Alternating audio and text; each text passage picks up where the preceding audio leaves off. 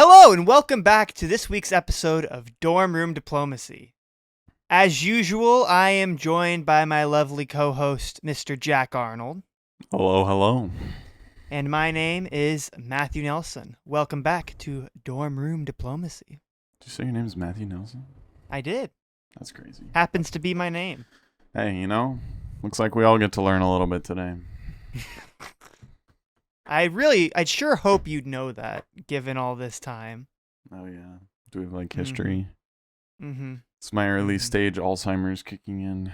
Oh, Lord. The Am I memory. going to have to take care of you now?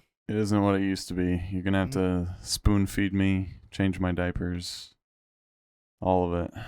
I'll hire someone to do that for me. Oh, yeah. Yeah. Whatever you say, man. Whatever you say. Doesn't sound like my cup of tea. However, Fair enough. how have you been? Pretty good. Pretty good. Honestly, just had a very relaxing weekend, even though it was Halloween. Right?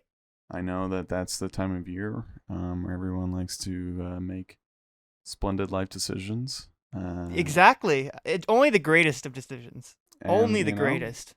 I felt very restored. I went out a tiny bit, to dinner, but that was about the extent of my expeditions. I got caught up on a lot of work.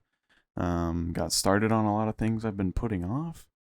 Yeah, you see, the way that I saw it was just a good portion of time where I didn't have to be focused on anything else and could just do absolutely fucking nothing. Wonderful. Just wonderful. Yeah, gotta love our productive lifestyles. Something like that. Yeah, can't. Yep, that's the goal. Mm-hmm. Of course. But moving into a little bit of what we want to, discuss and highlight today, we've got an interesting topic and kind of a little bit of a, extension of the social media episode, to an extent, because the overarching topic deals with, a big but a big thing that's been going on in social media. And of course, that is the final, end to the Elon Musk buying Twitter arc that has happened over the course of the past, about 10-ish, 11 months, I guess, 10 months.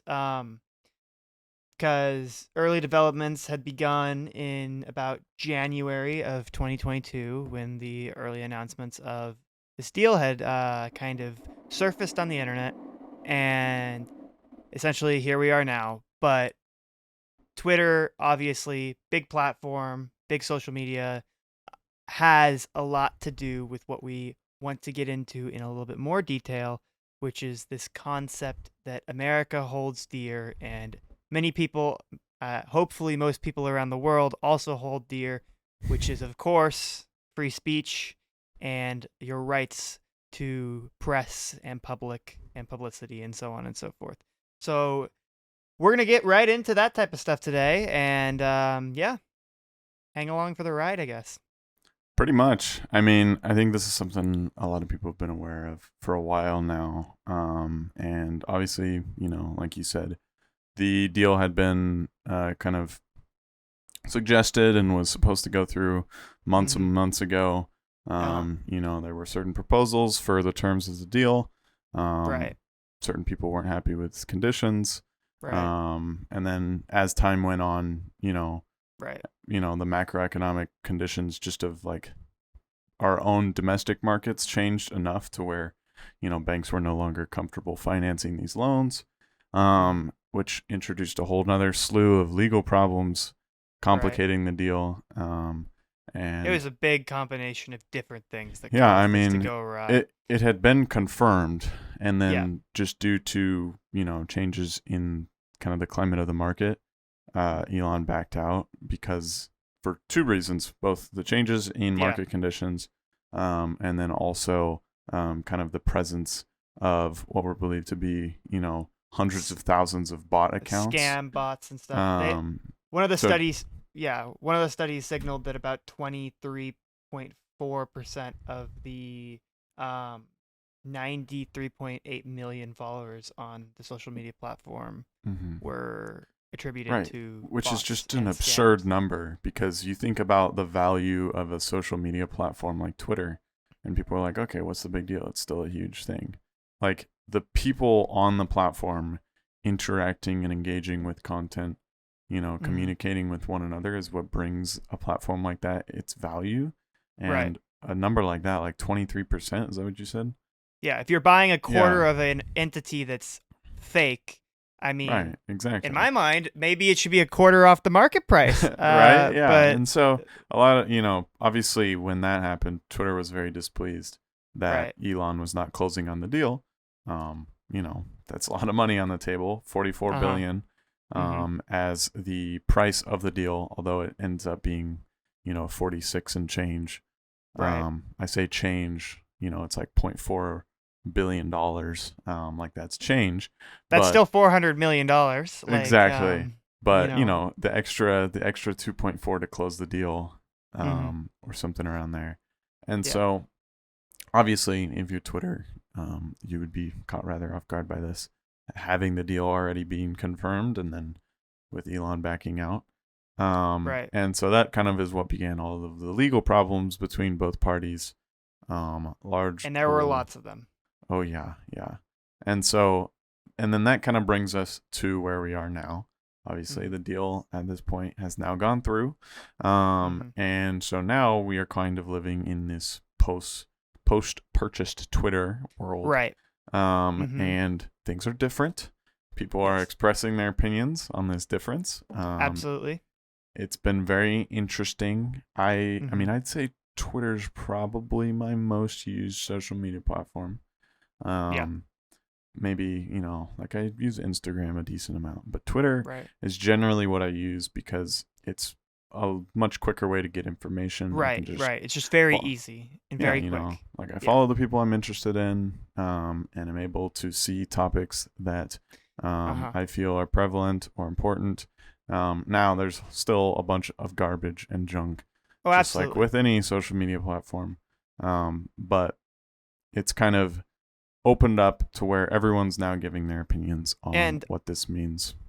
also with Twitter, it's extraordinarily easy for individuals who may be influencers or otherwise, just to go and post something. So it just makes this cycle Right. of attaining Yeah. content, going through content, you know, recycling content, in Mm-hmm. fact, just so Yeah. easy for the people that you're wanting to follow. Right. And Because. also, like, it's just really, like you said, I get a lot of my news from Twitter. Mm-hmm. Of course, from, whoever it may be, take your sources as you will, but of course I'm getting my news from, your big, news outlets. But still, I find it extraordinarily easy, like you're saying, just to get Mm-hmm. whatever you're looking for Yeah. very quickly. Right. And that's kind of the whole, draw of Twitter. And even for creators, like you were saying, it's Hmm. very low effort to just put opinions out. Right. And it's, Twitter is less of a creator thing. It's more, on platforms like YouTube or Instagram or TikTok or anything, it's more based around content creation, right? You need to put Right. it Right. effort into, you know, creating individual media, for yourself, kind of growing your brand through that. Uh huh. However, on Twitter, it's more, you're just expressing opinions, and Right. there's a Right. lot of news as well, but it's basically current event gets presented, or just situation gets Hmm. presented, opinion Hmm. gets shared, and then a discourse ensues. Right. Whether that's productive or not, depends. Typically, it's not. Yeah. Um, as Depends on most, how you view it. right? Right. As most things. Um, but that's the big However, yeah. thing, is Hmm. just the difference in lack of effort that is needed to Right. share opinions and share. It's still content. It's still something that's consumed, Right. online media that's consumed, but there's a much less barrier to entry, which makes it just really easy for people to say whatever it is they want. Right. And what's important about this is that one part that you just said. Like we've been saying, there is trash on Twitter. I'm not going to deny that. There's Mm-hmm. toxic, crappy stuff that does need to get moderated on Twitter. But one of the most important parts, and getting into our main topic, is this concept that most of the things on Twitter are opinions, and Mm-hmm. people have the right to their opinions. and they can post it on Twitter if it's, Right. not. And the only times that it shouldn't be on Twitter is, of course, if it's not like abiding by the law of the land, right? Like there's certain scenarios when, of course, things cannot be publicized, but most of Right. the time they can. And that's the important part about this is um, some of the goals that Mr. Musk himself has put out are this ideologic, concept that Twitter becomes this townhouse for, global opinions. And he says in his essentially letter to advertisers that he's trying to prevent it from becoming essentially an echo chamber for far left and far right politics, Right. which, granted, very, very, very valid. Like, is it okay to have opinions far left, far right? Sure. Is it okay to share it? Sure. But should we be censoring that either way? Probably not. And Yeah. it's a very, very fine line, and there's a boundary that needs to be set. And I think that's what Elon is wanting to do. Mm-hmm. And the future only holds, of course, how he will go about doing that. Right. So far, the only things that he's really changed in the, literally 3 days ish since this has happened is he has let go some of the chief staff of Twitter. I think notably the CEO, CFO, and like chief legal counsel. Mm-hmm. There was one more. I'm not sure exactly which one it was, but there's 4 people that were let go in major leadership positions. And not to get too into the specifics on those deals, but they got a pretty good deal. I think they're leaving very happily from Right. Twitter.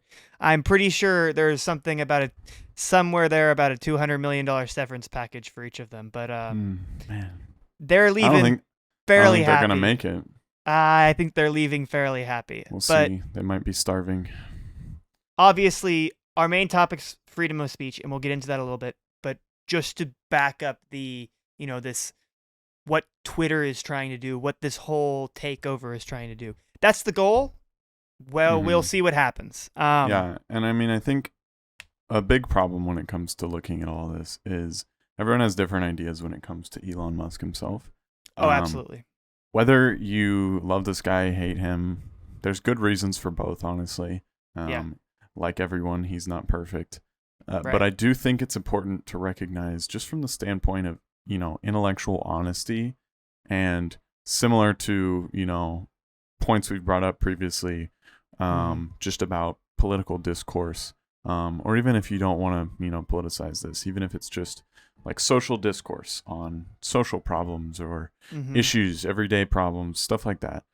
There needs to be an open dialogue between people with Yeah. all backgrounds, all viewpoints, Right. and it needs to be something where everyone can look at this as just a positive, to where no opinions are being silenced or suppressed. Mm-hmm. Everyone can just be open and express their opinions, whatever they may be, however extreme, not extreme, Right. and then have the opportunity to then back that up and have Right. a productive discussion.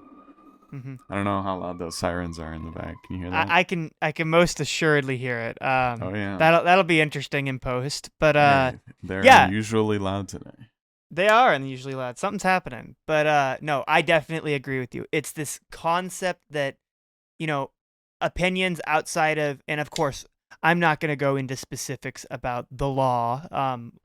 This podcast is, obviously out of the United States of America, and we have specific laws. But a lot of this type of, freedom of speech ideas are fairly well founded in most countries, and they're fairly Mm-hmm. similar.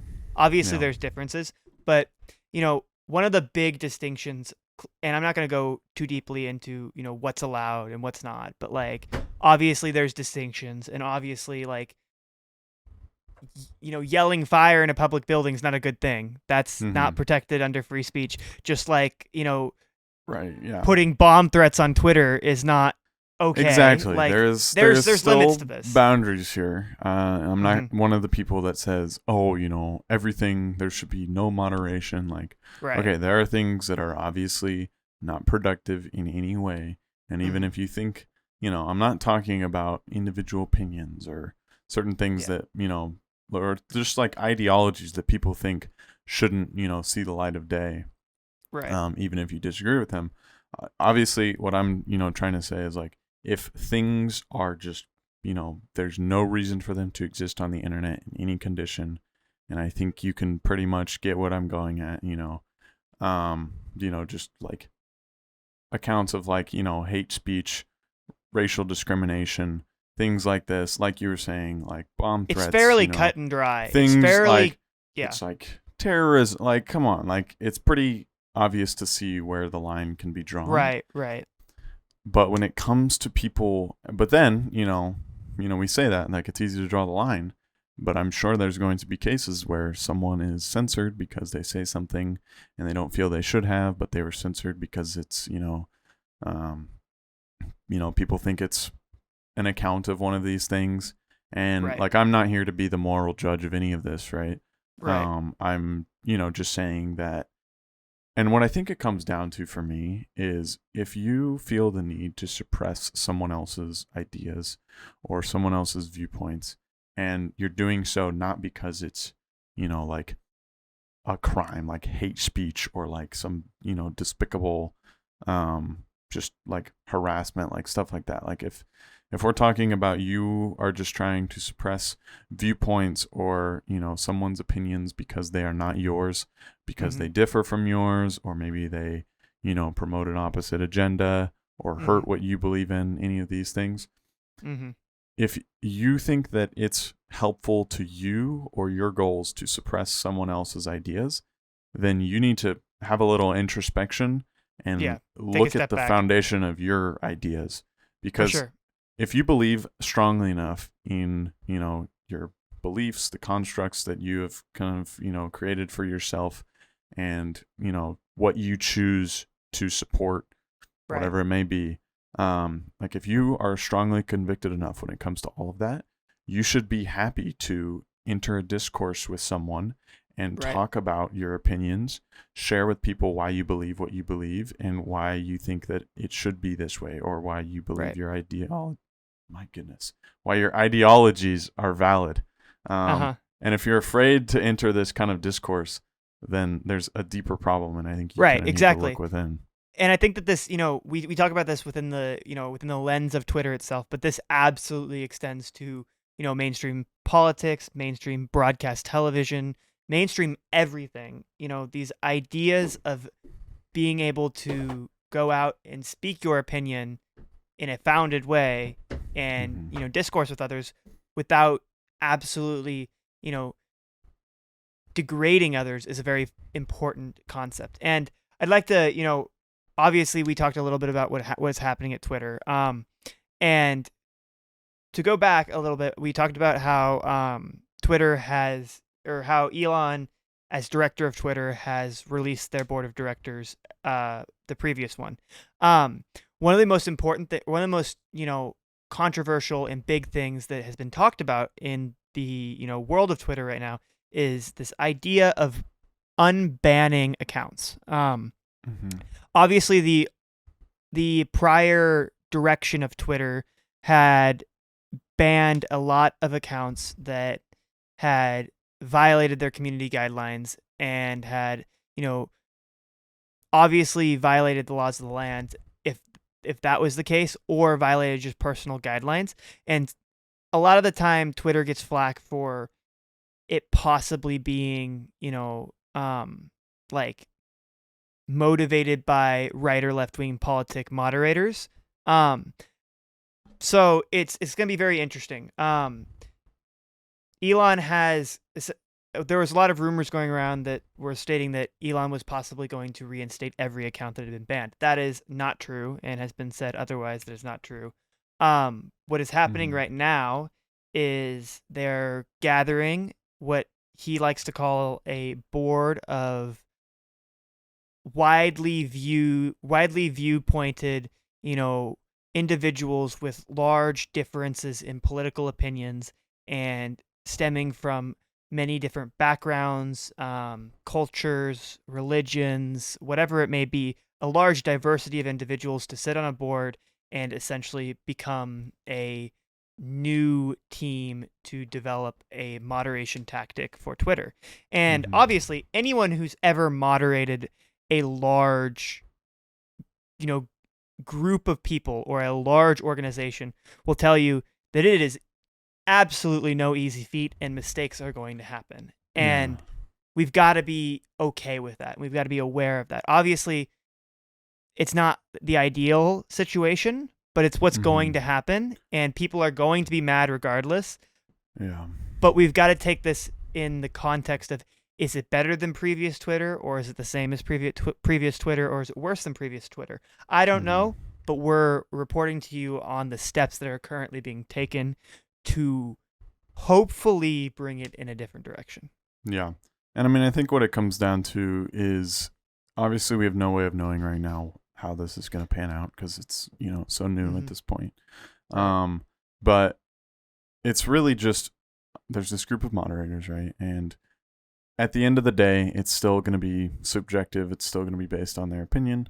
They've been asked to use their discretion in, moderating and filtering through all of this, choosing what accounts to reinstate and such, and as well Mm-hmm. as moving forward accounts to ban, what things need to be censored, all of that. Mm-hmm.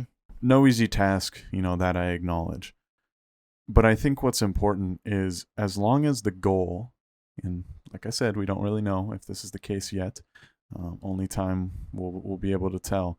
But as long as the goal is just promoting free speech and open dialogue amongst all people, with really like no, there should be no conditions here. There's no, ifs or buts. Like as long Right. as everyone is able to present their opinions and everyone is able to enter into this discourse that we've been talking about, Mm-hmm. um, and there are, conditions of content. There In a are safe legal exceptions matter. here. In Like a I safe said, legal matter. people post disgusting and despicable things on the internet, and I'm not saying that's justifiable in any way. Right. But what I am saying is as long as the goal is this, open dialogue between everyone, it's not going to be perfect. These Mm-hmm. moderators are going to make mistakes. They're humans as well. Mm-hmm. But I do think that already we're in a better place and Mm-hmm. we're going to continue to get to, a better place. And I mean, Elon has said time and time again that his goal, is to just make this, a platform of free speech and, Right. take his word with what you will. Um, Plenty of people have different ideas on him and, that's okay. But Mm-hmm. I do think it's at least, at the bare minimum is a valuable social experiment Right. just Right. to see what loosening up this moderation and cutting the censorship, seeing, how people with different ideologies can, Mm-hmm. interact with one another. And if we can get anything productive out of this, maybe we can't, maybe we're just doomed. Humanity's just doomed because we can't come to solutions to our problems. Right. But, I doubt it. the bare minimum is we just get to see how this all pans out. And obviously, if you're, an internet user whatsoever, you understand this concept of Twitter being a, somewhat toxic and annoying platform. And it Oh yeah. is. It genuinely is. Um, the worst thing that happens is it stays the same. Right. And I mean, for the longest time, Twitter was just an echo chamber for anyone Right. expressing their ideas. They would Right. only, see accounts that they follow or see Mm-hmm. accounts that, are saying similar things to them. And then they just get all this positive affirmation for their ideas. And there's Right. no opposition and they don't have to defend or justify any of their claims. They just get to Right. come up with these outlandish ideas. And this is for all, sides of the political spectrum. Right. But, come out with these crazy ideas, all of these claims, and then just, act like they're correct in every way because Mm-hmm. they're not seeing any of the, opposite ideas, even though they are there. It's just such a, Right. intense filtration of, Mm-hmm. frankly, ideas and speech, and Mm-hmm. which is not something that, I mean, obviously this country was founded on, but Right. aside from the principles of the founding of the nation, like this should, I mean, I think this is just a basic value of like human dignity, human Right. rights, is the right to express your opinions. Mm-hmm. And this gets a little bit into this concept of computer curation. And of course, we've if obviously we're talking about Twitter. So if you've been on Twitter in the past 8 years, you've seen a lot of different you know presidential election and presidential campaigns done through Twitter, and not just presidentials. Senate seats and House Mm-hmm. seats. Pretty much any elected government position Oh yeah. has had some sort of a collection of race on Twitter itself. And what we go into is this computer curation where if for some reason you say are interested in three left-wing topics in a row, you might only see left-wing topics for the next week. Right. And there is really a it goes into a lot of data science, and it's hard to really nail down a perfect algorithm for this type of stuff. But Mm-hmm. I think that's one of the other goals that's happening right now. One of the things that has been going on in the world of this whole buyout is currently all Twitter developers are, as of the time of recording, which is Tuesday, November 1st, at the time of recording, all of Twitter developers are locked out to an extent on the code base, and the code base is currently being audited by Tesla developers. Mm-hmm. And they're trying to basically figure out a work list, a write up of things that are okay, things that need to be changed, and things that really need to be removed. And Right. obviously, that's no small task. Twitter's code base has to be absolutely immense, Oh and yeah. we'll see how long this takes to actually happen. But one of the big goals to get out of it is obviously a better curation algorithm for Twitter users. Mm-hmm. Yeah, I mean, if you look at it from the point of view of Twitter, for the longest time, they're motivated by the interaction on their platform. That's how they drive. That's their business model. They make Um, money off of it. That's how they're making right. money. Yeah. And so they want people to stay on their platform. They want people to be engaged, and they want people to have an enjoyable user experience.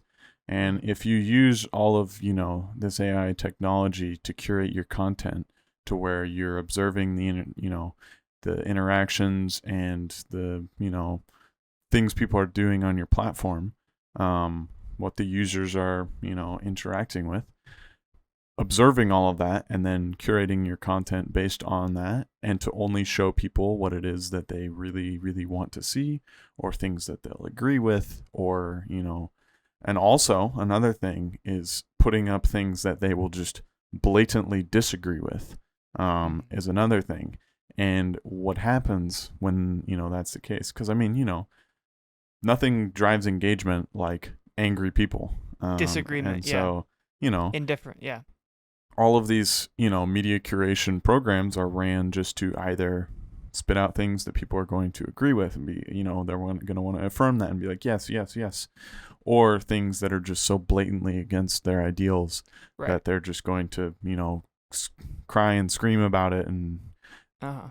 with a system like that, nothing productive ever gets done, because none of the middle ground gets shown, which is where Right. a majority of the population of this country lies. Sits around, yeah. Mm-hmm. Is closer to the middle than you might think. Right. Unfortunately, it's just the extremes of both sides that get the most publicity, because they drive more engagement, they get more clicks. For sure. It's easier for news stations and online media and social media platforms to Right. publicize that type of stuff, because it's much more interesting, and there's a Mm-hmm. lot more virality to topics like that. And unfortunately, it promotes this idea that it's essentially affirming people's ideas, right? Like say that Mm-hmm. you aren't super left or right or whatever wing you may be in whichever country in the world that you're viewing this from, say that you're one way or another. Continuous, exposure to these ideas can do one of two things. It can affirm you one way or Mm-hmm. convince you the other. And Right. obviously, that's the point of these platforms. But a lot of what's happening goes back to what you were saying in the last episode about upper and lower or upper and lower run politics. And Mm-hmm. a lot of it is, like you were saying, lower rung politics, and a lot of it's actually not promoting, you know, the betterment of human society. Rather, it's just there, like you're saying, to get clicks and promote this, like, just sounding board of criticality and negativity that just Right. continues into a perpetual cycle. Yeah. Oh yeah, exactly. I mean, it's a little disheartening to see, and that's kind of how it Mm-hmm. was ran for a while, and so that's why, fingers crossed. Hopefully, it can get a little bit better moving forward. Mm-hmm. But like like you said, it's exactly that. It's the high rung, the low rung politics. It just takes all of these things and makes it primitively barbaric, where people no longer are concerned with the betterment of society. The common goals of humanity just get thrown out the window, and it Mm-hmm. turns into a game of good guys versus bad guys, where you, instead of trying to prop up your own ideas and support them with well substantiated evidence and create enticing points that people can get behind and see the Mm-hmm. justifications for, instead you choose to just tear other people down, take their Mm-hmm. ideologies, poke holes in it. A lot of the cancel culture type stuff as well. Mm-hmm. And it just, what it leads to is, like I said, just the barbaric nature of discussion on these platforms, which Mm-hmm. makes people just more negative in general, and there's more malice between Right. people. But also it just hurts the progress of really the human race. And Yeah. people may look at it and be like, oh, it's not that big of a deal. But when we can't come to agreements on even just really trivial things, Right. Mm-hmm. what makes you think we're going to be able to come to any agreements on these broad social problems? Exactly. Exactly. But a little bit to get into a little bit maybe of the economic side of it. Twitter was brought off the public market. Mm-hmm. Um, the moment the deal was sealed, and it closed on the 27th at 4 o'clock at $53.70 a Per share per share, yeah. per share, and its final market cap was $41.09 billion. So his deal wasn't too bad, I guess. But Yeah.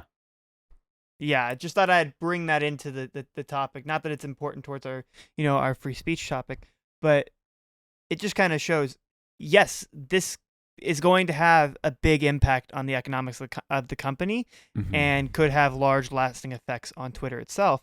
So either people embrace its new leadership and it keeps making money and it survives as a platform, or it doesn't. Of course it's going to survive, like people rely Right. on it every single day, but Yeah. I'm just very interested to see the way that the world takes this, Oh yeah, or takes absolutely. this. And even less just from the economic standpoint, and more so from how people see this evolution of Mm-hmm. free speech. Is just, it's going to be interesting to see how people's ideas on this develop, Yeah. because like I said, pretty close to the beginning of the episode, if you don't have strong conclusions and or convictions and don't have good justifications for your ideas, Right. like, yeah, no, I'd be scared too if people, if I'm gonna have to actually give reasons for why my ideas are valid. That would Right. that would terrify me as well. You want to you so here's God something. forbid someone disagrees with me and I have Right. to talk to I them have to about it. I have to show my valid logic that makes me think this. Oh no. That's awful. But Yeah. one of the things that makes Twitter, and this is going to get us into a topic that is very, very important, but one of the things that makes Twitter so enticing to so many users that want to just go on there and stir up havoc or cause big issues is its biggest, drawing feature, and that is anonymity. And I have to ask you a very extraordinarily important question. Um, do you think the world's ready for a real ID? Like a virtual, like blockchain enforced It doesn't online even have to. identification. So, I mean, it could be that. That's one implementation of it. It could because just be Twitter takes your government ID and associates with your sure, account. yeah. I And mean, I guess you could do it just client based for Twitter if you just did a verification or something. or like you were saying, you're more talking about, Web 3.0 idea Mm-hmm. of, Yeah. everyone being authenticated on every site that they're Well, on. I think that's the future. That's certainly where we're headed with the internet when it comes to Absolutely. online transactions. All of your media accounts, your presence on the internet will be verified by a place in the blockchain. That way, there's no dispute over who is or isn't saying things, and especially when it Mhm. comes to financial transactions and Right. such, you'll have the verification of the blockchain technology Right. for that, and it can Mhm. be used, and it can even be used for physical ID. You can have, and you, essentially what it would be is you have like an NFT of Yeah. your driver's license, your birth certificate, Right. but they're verified on the blockchain, and that's Yeah. a more practical and useful, Right. example as opposed to a picture of a dog that could be worth $10 or 10 Right. million. And for people that don't understand this concept, it's essentially just NFTs, non-fungible token, but we won't get into that. It's basically Well, there's one of it, there's only one of it, and one of it can only exist from yeah, now until the eternity, and it's verified by a checks and balances system that happens across hundreds of computers around the world, which is a very, very, very, very limited view of this idea of yeah. blockchain. No, But now that we got into that, we're going to do a Web 3.0 Web 3.0. and blockchain episode. So don't But worry, yeah, no. it'll be explained. In the context of Twitter, right? This idea Yes. of a real ID, you Mm-hmm. have, because when you go on Twitter and you have this anonymity, you have zero responsibility. You Right. can Yeah. say whatever you want, and it's not going to come back at you. Now, if you're an influencer or a creator, you live with this real ID concept already because you're verified or whatever, Mm-hmm. or this or that. Whatever you say Yeah. on the internet can be taken as, legit and as your actual opinions. Right. Obviously, I don't want to get too far into it, but there's been many legal cases in America where, what people say on these social media platforms, if they're large influencers, matters. Like, Mm-hmm. could you have thought about that, 10 years ago, 15 years ago? Something Right. stupid you put out on the internet actually comes back and has real world consequences in a legal battle or in getting a job or in whatever, Oh yeah, it's right? entirely different. But this idea of Web 3.0 and this idea of a real ID, a validating that you are this person and only you can be operating this account, Mm-hmm. brings forth this whole new environment where everyone has to be accountable for what they say. Yeah. And what you say matters because Oh yeah. it's going to matter the rest of your life. Because this lovely thing we love to, talk about a lot, the internet is perpetual, and I don't see it going anywhere anytime soon. Yeah. If the internet's gone, we have bigger problems to worry about, people. Right. But I think you're absolutely right, and I think, my opinion is that it's a phenomenal idea. Even if we're not quite to the point where we're using Web 3.0 and verifying Mhm. it on the blockchain, you can do a client-based verification, authenticate it through phone number, email verification, and, make sure that there is only one account per thing. And a lot of, media platforms do this, authentication already. Mhm. And so I think that would be a good first step. Right. Eventually getting to the point where it is verified on the blockchain or a similar technology to where, like you said, only you can post through that account, and that way you're held accountable for your actions. Right. Is I think a phenomenal idea. In addition And to that, there's the verification on Twitter. Like if you are a verified account, Uh-huh. there's rumors going around where they're going to be charging a subscription. Twitter Blue. Exactly, It's part of Twitter yeah, Blue to be verified, and you're gonna need to pay what is it, like $20 a month. Twitter Blue right now is $8.99. I think it's so I'm seeing on Yahoo Finance as of 3 hours ago. from Twitter, something Elon clarifies what perks may come with an $8 Twitter Blue subscription, and it might Mm-hmm. be verification of accounts, which is Okay. obviously that mystical blue check mark that comes Right. next to your Yeah. name. And I think that there has to be some sort of a differentiation between creator check marks and individual check marks, Agreed. um, because if you're paying to become verified, it's Mm-hmm. a whole different story, right? Like, Yeah. if you're paying to become verified versus you're becoming verified because you have an audience, I think there's a different reasonings. And Right. obviously, to get back into this verified topic, Twitter already, if you are going to become verified on Twitter, like say that you're a Joe Biden or a Donald Trump or you're an Elon Musk or you're, you know, hell, any singer and Eminem and Ariana Grande, you have Mm-hmm. to you have to give an image of your government ID and some other forms of identification into Yeah. Twitter with some.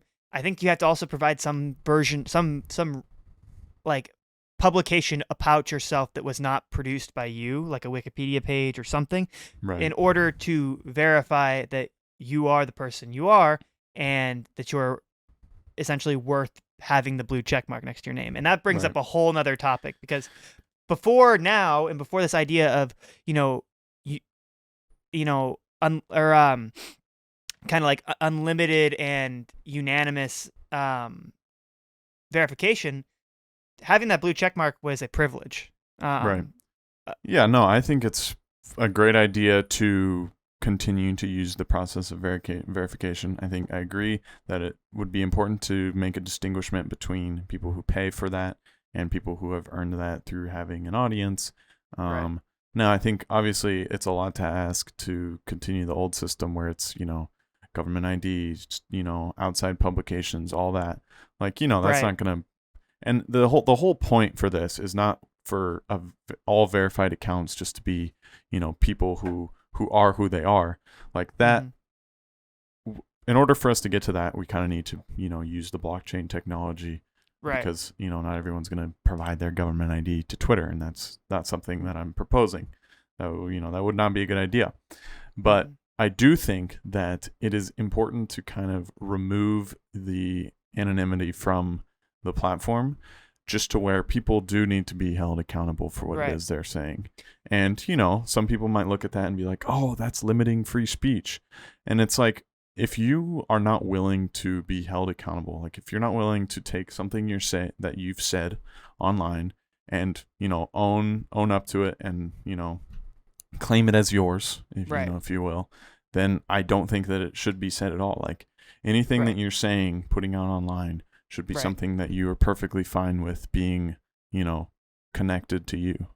Right. You're not going to here's a good idea. You're not going to go send I don't know, this might be out of place, but you're not going to go send like a threat. I'm not going to be specific, but a threat of some sort towards some entity, some, public place to a police station, signed anonymous with your Mm-hmm. return address on the top of it, Yeah.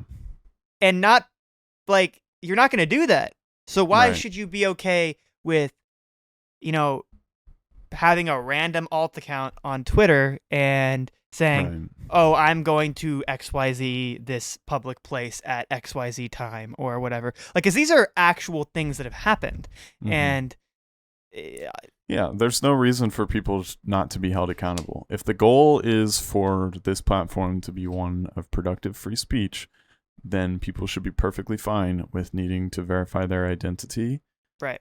And even if it's as simple as text and email verification, sure. And I know there's loopholes through that, just create some spam phone numbers, emails, like sure, these systems aren't perfect yet, which is why I think the end goal would be Web 3.0. Web 3.0. Mm-hmm. But for now, people should be perfectly fine if, they're both intellectually honest and concerned with, actually using this as a free speech platform.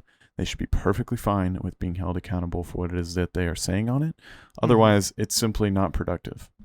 Right. Absolutely. And I think we've still got a while to go, Jack. I think it's still going to be quite a bit of a venture to get to this point because YouTube tried to did it. Google and YouTube tried to do it. Mm-hmm. It failed. People had pushback from it. Yeah. I believe at some point Facebook tried to implement something like this. It also failed.